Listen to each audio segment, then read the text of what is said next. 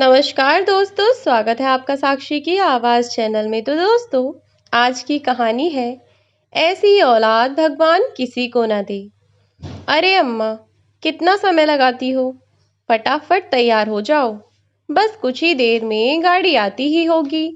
और फिर एक बार गाड़ी आ गई तो फिर जल्दी जल्दी में कोई सामान रखोगी तो कोई सामान भूल जाओगी, ढंग से सारी पैकिंग भी नहीं कर पाओगी। इसीलिए कह रहा हूँ कि जल्दी जल्दी ध्यान से अपना सारा सामान रख लो।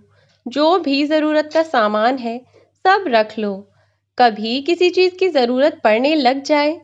यह कहता हुआ बेटा देवेश कमरे से बाहर निकला तो उसकी माँ दीपशिखा जी बोली, हाँ बेटा, तू चिंता मत कर, मैंने सारा सामान रख लिया है। 2 जोड़ी कपड़े ही तो रख रखे हैं, और मुझे भला क्या रखना है? बाकी तो सब सामान बहू ने रख लिया है ना। मुझे तो बस कपड़े ही रखने थे और कुछ नहीं। लेकर जाना मुझे वहां। इस पर बेटा बोला। फिर से अंदर आता हुआ बोला, क्या माँ, बस कपड़े? अरे माँ, मैंने तुमसे कहा तो था कि कपड़ों के साथ साथ कुछ खाने पीने का सामान भी रख लेना। और हाँ, बस 2 जोड़ी कपड़े मत रखो, हो सकता है कि वहां ज्यादा दिन रुकने का प्लान बन जाए, इसीलिए थोड़े ज्यादा कपड़े रख लेना। मेरी मानो तो अपने सारे कपड़े रख लो, अगर एक्स्ट्रा भी रहेंगे तो कौन सा फर्क पड़ता है, वापस तो यहीं आना है ना। इतना कहकर बेटा बोला, माँ, अब तुम फटाफट तैयार हो जाओ, मैं जाकर देखता हूँ कि माला भी तैयार हुई है या नहीं हुई। जाकर देख कि कहीं गाड़ी ना आ गई हो तो उसका सामान न रह जाए।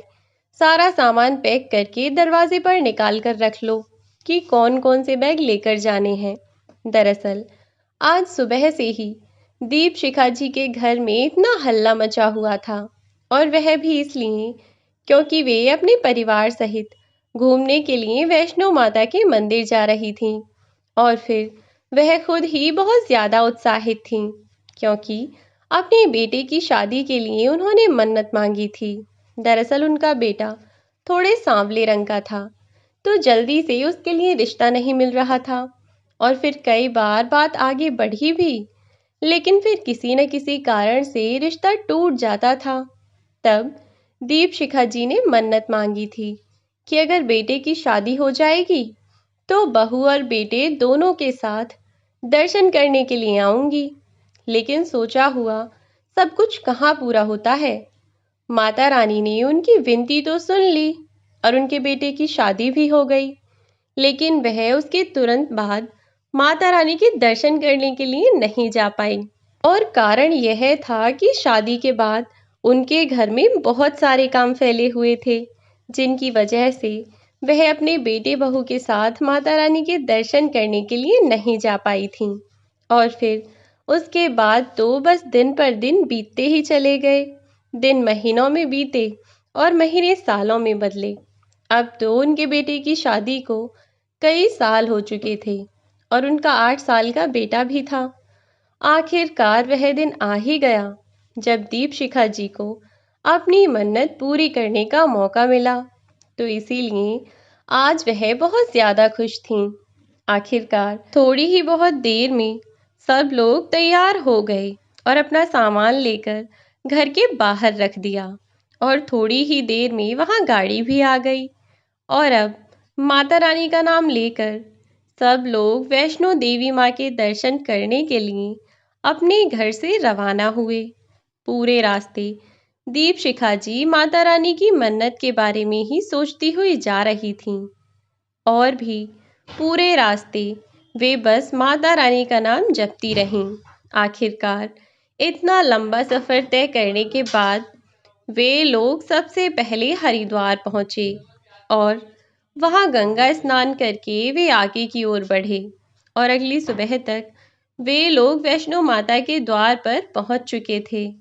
अब आगे की यात्रा उन्हें पैदल करनी थी, यानी कि अब उन्हें पहाड़ों की चढ़ाई चढ़कर माता रानी के दर्शन करने के लिए जाना था। और आखिरकार ऊंचे ऊंचे पहाड़ों की चढ़ाई शुरू कर दी गई, और अब बेटे और बहू अपनी माँ को पहले छोटे छोटे मंदिरों के दर्शन करने के लिए ले जाने लगे। छोटे मोटे मंदिरों के दर्शन करने के लिए दीपशिखा जी ने कहा कि यह दर्शन हम बाद में कर लेंगे। सबसे पहले जो मैंने इतने दिनों पहले मन्नत मांगी थी, उसकी पूरी होने की खुशी में अपनी माता रानी के दर्शन तो कर लूं। इतना कहकर दीपशिखा जी आगे आगे चलने लगीं, तो बहू और बेटे अपने 8 साल के बेटे के साथ उनके पीछे पीछे चलने लगे। और आखिरकार पहाड़ों की चढ़ाई चढ़ने के बाद उन्हें पहाड़ की चोटी पर जाकर माता रानी के दरवाजे पर जाकर वे लोग रुके।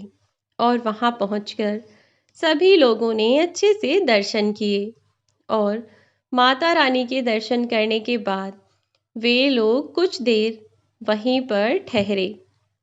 सब लोगों ने वहाँ बहुत अच्छा समय बिताया, आपस में हंसी मजाक करते रहे। और बस अपने बेटे बहू और पोते को इतना खुश देखकर बेचारी दीपशिखा जी तो मन ही मन फूले नहीं समा रही थीं। अपने बच्चों की खुशी देखकर माँ बाप तो वैसे भी दोगुने खुश हो जाते हैं। और बस वही हाल दीपशिखा जी का था। वे अपने बेटे बहू को खुश देखकर बहुत खुश थीं और माता रानी से प्रार्थना करने लगीं कि मेरा परिवार ऐसे ही खुशी खुशी सही सलामत एक साथ रहे और कभी किसी को कोई परेशानी ना आए। अब वहीं ऊपर पहाड़ की चोटी पर दर्शन करने के बाद वे लोग कुछ खा पीकर वहां से चल दिए।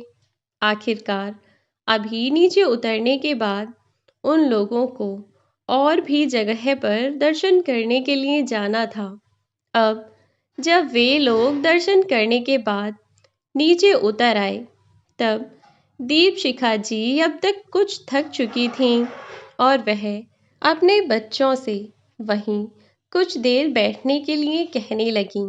तो देवेश बोला, वहाँ माँ, बस कुछ दूर और फिर हम लोग होटल पहुँच ही जाएंगे। वहाँ जाकर आप आराम कर लेना, फिर बाकी की जगह हम लोग घूमने के लिए शाम के समय चलेंगे, ठीक है? अपने बच्चों के साथ होटल की तरफ वे चली गईं।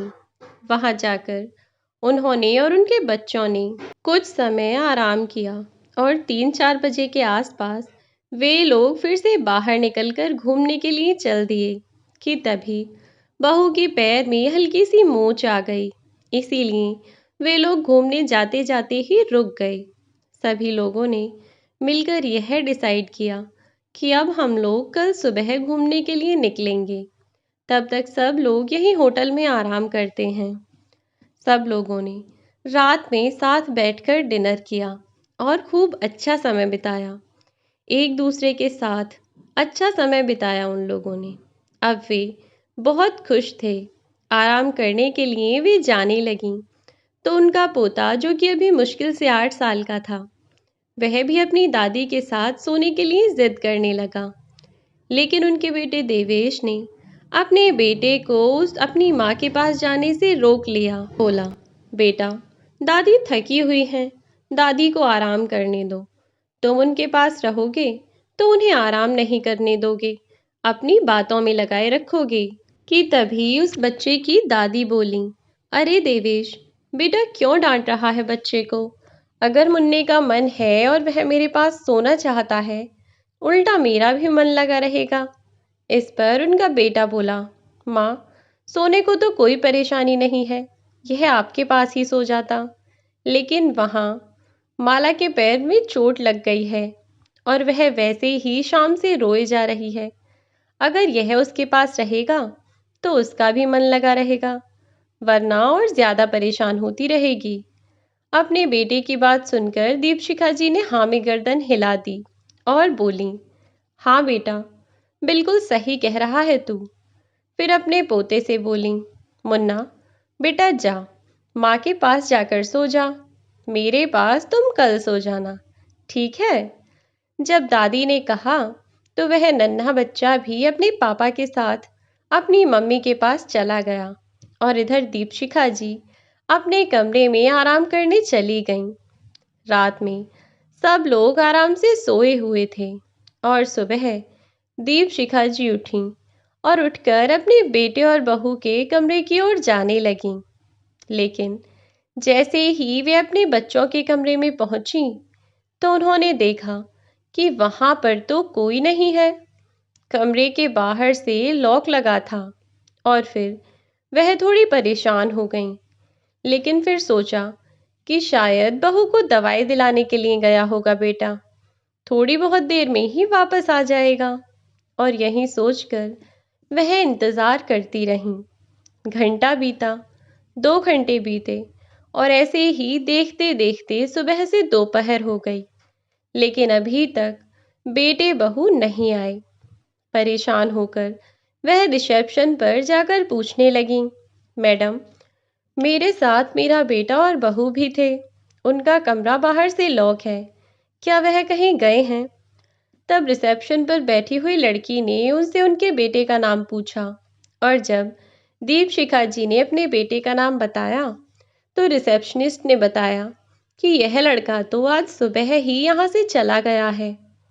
यह सुनकर वे घबरा गईं और बोलीं, बेटा, ज़रा अच्छे से चेक करके बताओ, क्या सच में मेरा बेटा ही गया है?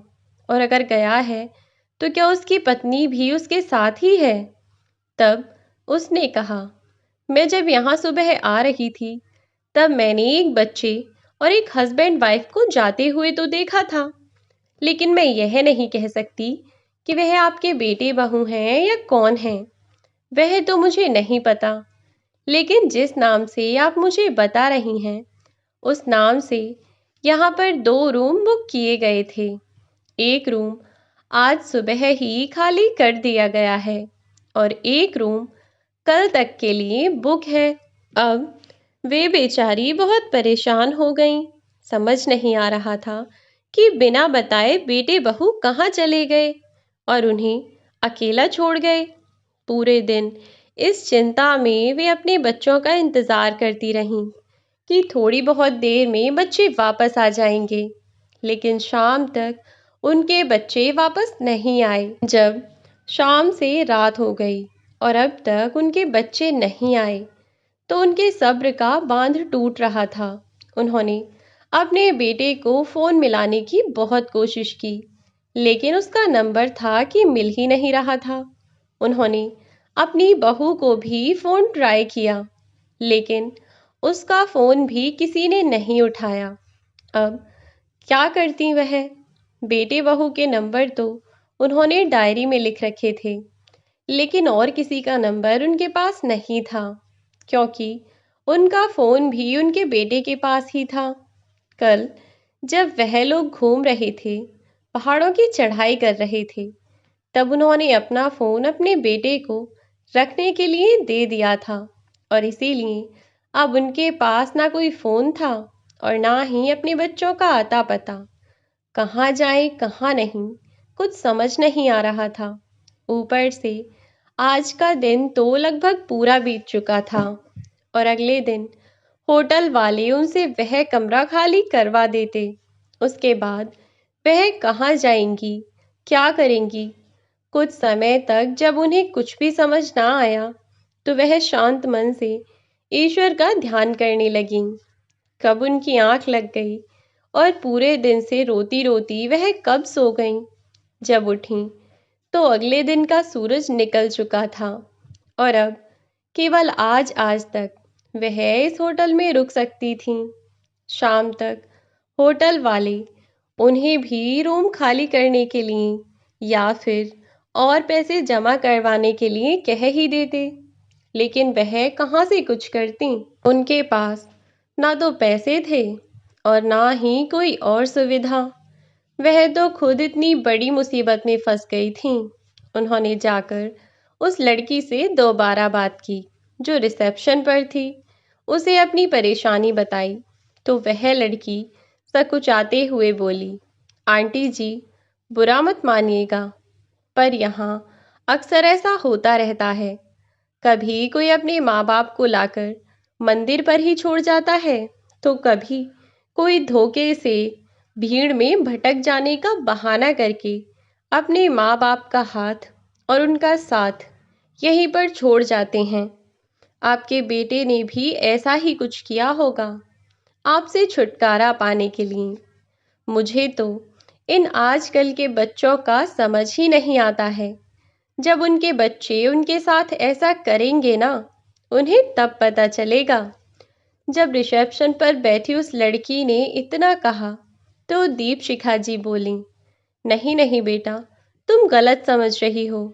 मेरे बेटा बहू ऐसे नहीं हैं। वे तो मुझे बहुत प्यार करते हैं, मेरा बहुत ख्याल रखते हैं। वह तो मुझे कभी कोई काम तक नहीं करने देते, पर अचानक से वह कहाँ चले गए। मुझे तो उनकी चिंता सता रही है, कहीं उनके साथ कोई अनहोनी ना हो गई हो।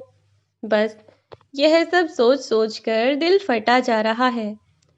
तब वह लड़की उनकी ओर देखती हुई बोली, हो सकता है आंटी जी, ईश्वर करे कि सब ठीक हो और आपके बेटा बहू आपको आज शाम तक यहाँ लेने के लिए वापस आ जाएं। वरना। इतना बोलकर वह लड़की चुप हो गई तो दीपशिखा जी बोली, वरना क्या बेटा, मैं जानती हूँ कि मुझे इस होटल से निकाल दिया जाएगा, लेकिन मुझे पूरा भरोसा है कि मेरा बेटा मुझे शाम तक यहाँ लेने ज़रूर आ जाएगा। अगर नहीं आता है तो भी मुझे उनके पास तक पहुँचने का कोई ना कोई रास्ता ढूंढना ही होगा। वरना क्या पता इस वक्त मेरे बेटा बहू को मेरी ज़रूरत हो, वह किसी मुसीबत में फंसे हुए हों। मुझे तो सबसे बड़ी चिंता इसी बात की है कि कहीं मेरे बच्चे किसी मुसीबत में तो नहीं हैं। रिसेप्शन पर बैठी लड़की सब सुनती रही और कुछ न बोली। जब दीपशिखा जी अपने कमरे में चली गईं, तब वह लड़की अपनी सहेली से बोली, देखा, यह होता है एक माँ का दिल। बेटा बहू यहाँ छोड़कर चले गए और मुझे पूरी उम्मीद है कि वह बिल्कुल ठीक हैं, उन्हें कुछ नहीं हुआ होगा, बल्कि अपनी माँ को यहाँ छोड़कर ऐश कर रहे होंगे। लेकिन देखो, यह बेचारी यहाँ पर अपने बच्चों की चिंता में घुली जा रही हैं कि कहीं उन्हें कुछ हो न गया हो। सचमुच यार, माँ का दिल होता ही ऐसा है, अपने बच्चों से कितना प्यार करती है यार। हे भगवान, शाम तक कोई ना कोई रास्ता निकाल दो, वरना मेरे सामने ही अगर इन आंटी जी को धक्के देकर निकाला जाएगा तो सचमुच मुझे बहुत बुरा लगेगा यार। पर मैं कर भी क्या सकती हूँ? मैं तो खुद ही अपने मामा मामी पर निर्भर हूँ। अगर उनसे मैंने इन आंटी की मदद करने के लिए कहा भी ना, तो वो उल्टा मुझे ही घर से बाहर कर देंगे। ऐसे में भला मैं इनकी क्या ही मदद कर सकती हूँ? उसकी फ्रेंड ने कहा, यह भी सही कह रही है यार। चल कोई ना कोई तो रास्ता निकल ही आएगा। और फिर जब हम इन आंटी जी के बारे में इतना सोच रहे हैं, तो उनके बच्चे भी इनके बारे में कुछ ना कुछ तो सोच ही रहे होंगे ना। और अगर वे ना भी सोच रहे हों, तो भी हर लाचार और हर बेबस इंसान के बारे में सोचने के लिए भगवान है। तू टेंशन ना ले यार, कोई ना कोई तो रास्ता निकल ही आएगा और इस प्रॉब्लम का कोई ना कोई सॉल्यूशन तो हमें मिल ही जाएगा। और फिर हो सकता है आंटी जी की मन की मुराद पूरी हो जाए और इनके बेटा बहू ही इन्हें लेने के लिए आ जाएं। तो दोस्तों, यह है कहानी का पहला भाग। कहानी का दूसरा भाग जानने के लिए हमारे चैनल से जुड़े रहें और मिलती हूँ आपसे कल कहानी के दूसरे भाग के साथ। तब तक के लिए बाय बाय प्यारे दोस्तों, अपना ख्याल रखें।